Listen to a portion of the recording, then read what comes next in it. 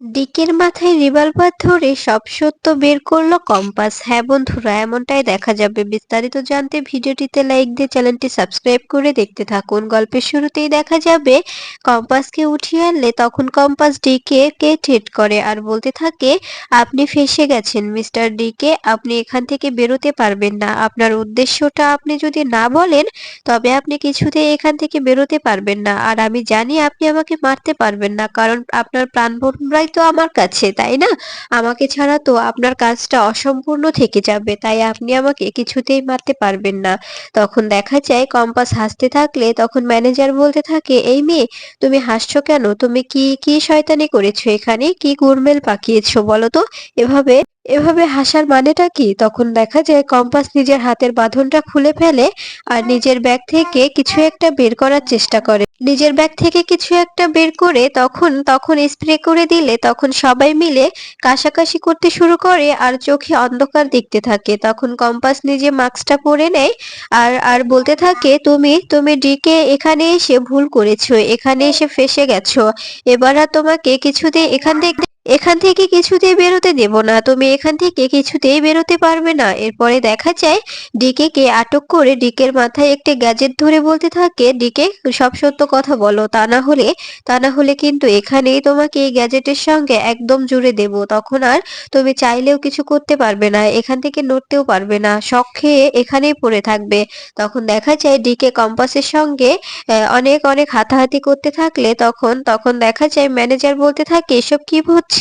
এখানে এত ধোঁয়া কিসের? এগুলো কিসের ধোঁয়া? আর এই মেয়েটাই বা কি করছে? স্যার, এখান থেকে আমাদের পালিয়ে যেতে হবে, তা না হলে মনে হচ্ছে চারপাশে পুলিশ ঘেরাও করে ধরেছে, আমাদের আমাদের পুলিশ আটক করে নেবে। তখন দেখা যায় কম্পাস বলতে থাকে, মিস্টার ডিকে, তুমি এখান থেকে কিছুতেই বেরোতে পারবে না, এখানে পুরোটাই ঘেরাও করে নেওয়া হয়েছে। এখানে অলরেডি পুলিশও এসে পড়েছে, পুলিশেরা এসে এখানে এখানে সবকিছু তদন্ত করছে। এদিকে দেখা যায় অফিসাররা বিহানের সঙ্গে কথা বলতে থাকে আর সেই বাড়িটির সামনে দাঁড়িয়ে থাকে। তখন বিহান বলতে থাকে, স্যার, দেখুন কোনো বাড়ি থেকে লাল ধোঁয়া বের হচ্ছে কিনা, কারণ কম্পাস আমাকে বলেছিল যে লাল ধোঁয়া বেরোলে বুঝতে বুঝতে হবে যে ওই বাড়িটাতেই ও আছে। তখন অফিসাররা বলতে থাকে, হ্যাঁ, ওই তো লাল ধোঁয়া বেরোচ্ছে একটা বাড়ি থেকে, স্যার, ওই দেখুন ওই বাড়িটা থেকে কত লাল ধোঁয়া বেরোচ্ছে। তখন দেখা যায় বিহান বলতে থাকে, হ্যাঁ, ওই বাড়িটাতেই কম্পাস আছে, আপনারা ওই বাড়িতেই ঢুকে পড়ুন। এদিকে দেখা যায় কম্পাসের সঙ্গে ডিকে ডিকে হাতাহাতি করতে থাকলে তখন ম্যানেজার বলতে থাকে, স্যার, এখন এখানে সময় নষ্ট করার মতো সময় নেই, এখন আমাদের এখান থেকে বেরিয়ে যেতে হবে, প্লিজ এখান থেকে বেরিয়ে আসুন।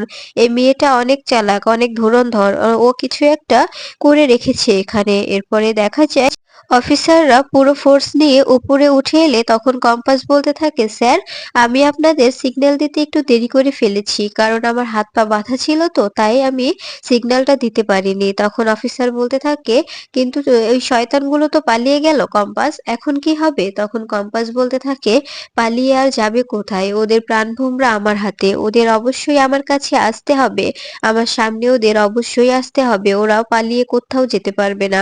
তখন অফিসার বলতে থাকে, তুমি তুমি কি বলছো এসব কম্পাস? আর ওই লোকটাই বা কে? তখন কম্পাস বলতে থাকে, ওনার ওনার ওনার ছবি, ওনার কথার ধরন, ওনার সব চালচলন আমার ব্রেনে ব্রেনে আটকে আছে। এরপরে কম্পাস ঋতুজাকে ফোন করে বলতে থাকে, মা, তুমি চিন্তা করো না, আমি ঠিক আছি। আর আমি আমি কিছুতেই ওই লোকটাকে ভালো থাকতে দেব না, ওই লোকটাকে আমি অবশ্যই ধরে শাস্তি দেব। এরপরে ঋতুজা ফোন কেটে দিলে রুদ্র বলতে থাকে, মা, কম্পাস ঠিক আছে তো? তখন ঋতুজা বলতে থাকে, হ্যাঁ, কম্পাস ঠিক আছে। আর আর ও এটাও বলছে যে ওই লোকগুলোকে ও অবশ্যই শাস্তি দেবে, ও কিছুতেই লোকগুলোকে ছাড়বে না, আর ওকে যে যে সাহায্য করছে তাদেরকেও শাস্তি পেতে হবে বেটা।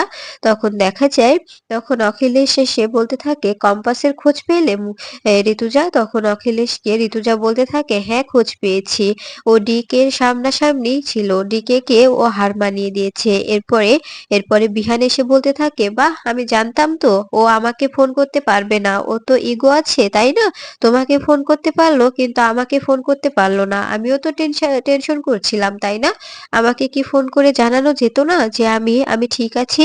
তখন দেখা যায় হঠাৎ সেখানে মোনালিসা এসে পড়ে আর বলতে থাকে, বিহান আমি তোমাকে অনেক ফোনের চেষ্টা করেছি কিন্তু ফোনে পাইনি বিধায় এখানে চলে এসেছি। তখন দেখা যায় বিহান বলতে থাকে, কেন মোনা, এখানে কি তোমার কোনো প্রয়োজন আছে? এদিকে দেখা যায় ডিকে ম্যানেজারকে বলতে থাকে, মেয়েটার হিম্মত আছে বলতে হয়, এজন্যই অভিজ্ঞান দত্ত আর অখিলেশ চৌধুরী মেয়েটার সঙ্গে পেরে উঠতে পারেনি, ওদের কোনো দোষ নেই, মেয়েটার সঙ্গে তো আমি নিজে পেরে উঠতে পারছি না, তবে ও কি করে পেরে উঠবে? আর অভিজিৎ ভৌমিক, আমি আমি মিছামিছি এত টাকা তো আর ইনভেস্ট করিনি তাই না, তার জন্য তো অনেক কাঠখড় পোড়াতে হয়েছে, আমি আমার বিজনেসটা এমনি এমনি বন্ধ হতে দেব না। এরপরে অভিজ্ঞান দত্ত সেখানে চলে আসে।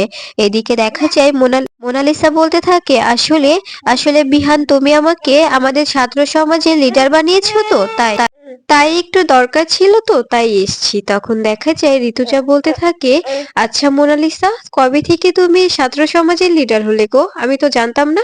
আর বিহান, তুই কবে ওকে ওকে এই কলেজের দায়িত্ব দিয়েছিলি? তখন দেখা যায় বিহান বলতে থাকে, আসলে মা, ওই যে কম্পাসের সঙ্গে আমার ঝামেলা হয়েছিল না, তখন তখন দেখা যায় ঋতুজা মোনালিসাকে বলতে থাকে, শোনো মোনালিসা, তোমার বোঝা উচিত যে যখন কম্পাসের ওপর রেখে থাকে বিহান, তখনই হুটহাট করে তোমাকে তোমাকে কিছুর একটা পারমিশন দেয় আর তোমার সঙ্গ চাই, বুঝতে পেরেছো? শুধুমাত্র কম্পাসকে জেলাস ফিল করানোর জন্য, মন থেকে কিছু করে না বিহান, বিহান সবসময় কম্পাসকে রাগানোর জন্যই করে, তুমি কেন বুঝতে পারো না বলো তো? তোমার যখন বোঝা উচিত যখন বিহান রেগে থাকে, কম্পাসের সঙ্গে ওর ঝামেলা হয়, তখনই তোমার কাছে যায় বিহান, তাই তোমার তোমার বিহানকে তখন প্রাধান্য দেওয়াটা উচিত হয়নি। তখন দেখা যায় মোনালিসা বলতে থাকে, আন্টি আপনি এভাবে বলছেন কেন, বিহান তো কম্পাসকে কলেজ থেকে বের করে দিয়ে আমাকে কলেজের দায়িত্ব দিয়েছে তাই না? তখন দেখা যায় ঋতুজা বলতে থাকে, তুমি হয়তো ভুলে যাচ্ছ, তুমি বিশ্বাস না হলে জেনে নাও, বিহান আর তোমার অখিলেশ আঙ্কেলের থেকে কম্পাসকে নতুন করে আবার কলেজে ফিরে আনা হচ্ছে, আর কম্পাসে ছাত্র সমাজের লিডার থাকবে, তাই তুমি তুমি এতটা মাথা ঘামানো বন্ধ করো। ঠিক তখনই কম্পাস এসে বলতে থাকে, মা আমি এসছি। এরপরে দেখা যায় কম্পাসকে জড়িয়ে ধরতে থাকে ঋতুজা, ঋতুজা বলতে থাকে, মা তুমি ঠিক আছো তো? তখন দেখা যায় কম্পাস বলতে থাকে, হ্যাঁ মা আমি ঠিক আছি, আমার কিচ্ছু হয়নি, আমি তো আরো ওই ডিকের সামনে দাঁড়িয়ে ওর ওর মুখোমুখি হয়েছিলাম, ওকে আমি এমন এমন শায়েস্তা করেছি না, আমি ওকে ভুলবো না আর ওকেও আমাকে ভুলতে দেব না, ওকে ওকে সবটা বুঝিয়ে দিয়ে এসেছি যে আমি আমি কি জিনিস, কম্পাসের সঙ্গে লড়াটা এতটাও সহজ নয়। এদিকে দেখা যায় অভিজ্ঞান দত্ত এলে তখন তখন ডিকে বলতে থাকে, এই এসেছেন মিস্টার অভিজ্ঞান দত্ত, আপনার আপনার সঙ্গে আমি অনেক রেগেছিলাম, আপনার প্রতি রেগেছিলাম কিন্তু এখন আর রেগে নেই, কারণ কারণ আমি বুঝতে পেরেছি যে এই মেয়ের পক্ষে চলাটা আপনাদের কেন সম্ভব হয়নি। প্রথম দিন আমাকে প্রথমে এভাবে হারিয়ে দিল আর আপনারা তো কি, আমাকে এভাবে হারালো আর আপনাদের কাছে তো ওর সঙ্গে লড়াটা একদম অসম্ভব। তখন দেখা যায় এদিকে বিহান বলতে থাকে, কম্পাস তুমি তুমি যা করেছো অনেক করেছো, আর কিছু করতে হবে না। তখন দেখা যায় কম্পাস বলতে থাকে, অবশ্যই করতে হবে, আমি ওই ডিকে কে অবশ্যই সবার সামনে এক্সপোজ করব, ও কেন আমার বাবার ফর্মুলাটা নিতে চেয়েছে আর কি কারণে নিতে চেয়েছে সেটাও আমাকে তো অবশ্যই জানতে হবে তাই না, অবশ্যই এই ব্যাপারটা আমাকে সবার সামনে আনতে হবে। এদিকে দেখা যায় ডিকে বলতে থাকে, আপনি চিন্তা করবেন না, আমি ওই মেয়েটার থেকে অবশ্যই অবশ্যই এই ফর্মুলাটা নেব। তখন তখন দেখা যায় অভিজ্ঞান দত্ত বলতে থাকে, আপনার এখানে আসাটা ঠিক হয়নি। এদিকে বিহান বলতে থাকে, তুমি কিছু করবে না কম্পাস, এভাবে ঝামেলা ঘাড়ে টেনে নেওয়ার কোনো প্রয়োজন নেই, আমি তোমাকে বলছি তুমি আর কোনো কিছুতে নাক গলাবে না, তুমি সবসময় নিজের পড়াশোনা নিয়ে ব্যস্ত থাকো, তোমাকে এতটা বাড়াবাড়ি করতে হবে না, যেহেতু তোমার বাবার ফর্মুলাটা নিয়ে সমস্যা, তবে তোমরা ফর্মুলাটা সবার সামনে আনছো না কেন, সবার সামনে এনে নিজেদের হয়ে প্যাটার্ন নিয়ে নিলেই তো হয়। তখন দেখা যায় বিহানের এমন কথা শুনে অবাক হয়ে যায় অখিলেশ। এদিকে দেখা যায় অভিজ্ঞান দত্ত বলতে থাকে, আপনি এখানে এসে ভুল করেছেন। কম্পাসের সঙ্গে আমরা আমরা যে করে হোক লড়ে নিতাম। কিন্তু এখন আপনি এসে ব্যাপারটা আরো গ্যাঞ্জাম হয়ে দাঁড়িয়েছে। ব্যাপারটা এখন আরো জটিল হয়ে যাবে। কম্পাস কিছুতেই ফর্মুলাটা আর দেবে না। তখন দেখা যায় তখন ডিকে বলতে থাকে কম্পাসকে অবশ্যই ফর্মুলাটা দিতে হবে। আর কম্পাসকে বুঝিয়ে বলবেন যে কম্পাস যদি ফর্মুলাটা না দেয় তবে কিন্তু একে একে ওর সব আপনজন হারিয়ে ফেলবে। ওর সব আপনজন একে একে একদম শেষ হয়ে যাবে। এদিকে দেখা যায় কম্পাস ডিকে ছবি দেখতে থাকে আর ঋতুজাকে দেখাতে থাকে আর বলতে থাকে মা দেখো, এই যে আমি আমার ব্যাগে থাকা একটি ক্যামেরায় রিকের ছবিটা তুলে নিয়েছিলাম। এদিকে দেখা যায় মেঘমালা ঋতুজাকে ফোন করলে তখন মেঘমালা ঋতুজাকে বলতে থাকে মা, কম্পাসের মায়ের শরীরটা মোটেও ভালো যাচ্ছে না, ওনার অনেক জ্বর, তাই তাই বলছিলাম আপনারা যদি আসতেন কিংবা ডক্টর ডাকতেন তবে ভালো হতো। তখন তখন দেখা যায় ঋতুজা বলতে থাকে ঠিক আছে আমরা আসছি। এরপরে কম্পাসকে বলতে থাকে কম্পাস আমাদের এক্ষুনি বেরোতে হবে, তোর মায়ের অনেক শরীর খারাপ, আমাদের ওখানেই যেতে হবে। তখন দেখা যায় মেঘমালা বলতে থাকে ঠিক আছে মা আপনারা বেরিয়ে পড়ুন। এরপরে যখন ঋতুজা আর কম্পাস বেরোবে তখন দেখা যায় বিহানের ঘর থেকে অনেক চিৎকার চেঁচামেচির শব্দ আসে। এটা দেখে ভয় পেয়ে যায় কম্পাস।